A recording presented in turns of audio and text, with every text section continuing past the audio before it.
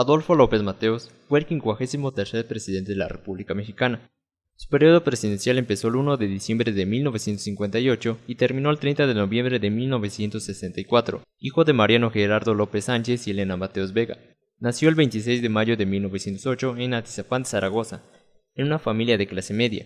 Sin embargo, su estabilidad económica se vio afectada cuando su padre falleció en 1915.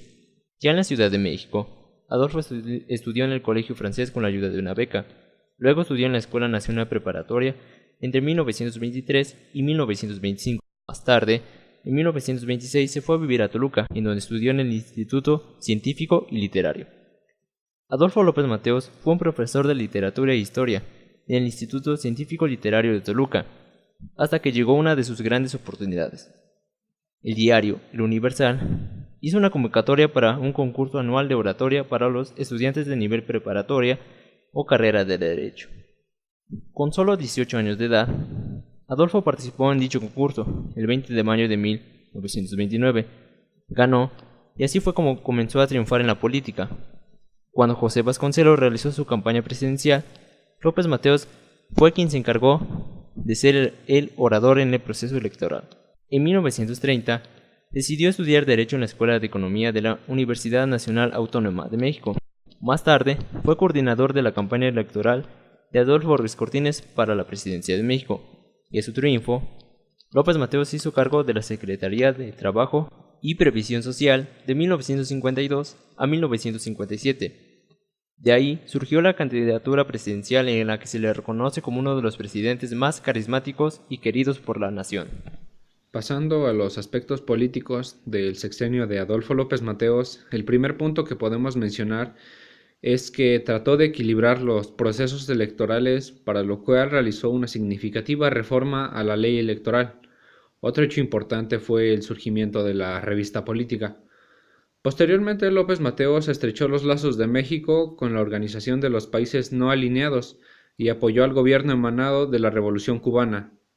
Poco después, México declaró que la política de Cuba era ajena a las aspiraciones y a los valores de los pueblos latinoamericanos.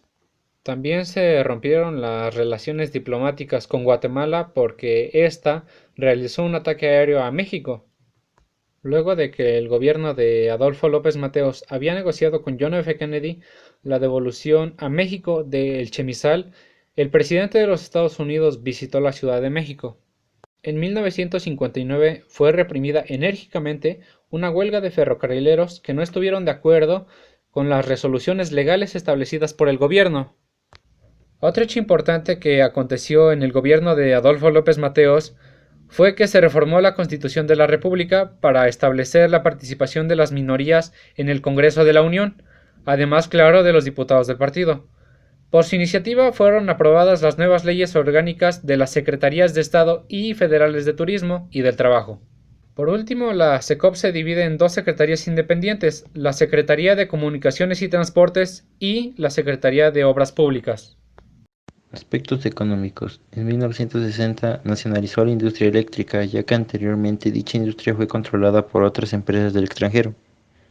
Se declaró el dominio de la nación sobre la plataforma continental y el espacio aéreo.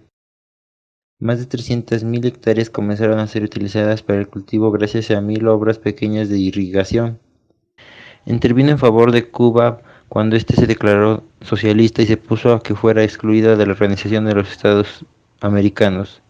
Durante el mandato de Adolfo López Mateos, México controló el mercado del crecimiento mundial, logrando que crecieran los sectores de la economía, particularmente la industria y los servicios, con capital nacional e importantes inversiones extranjeras.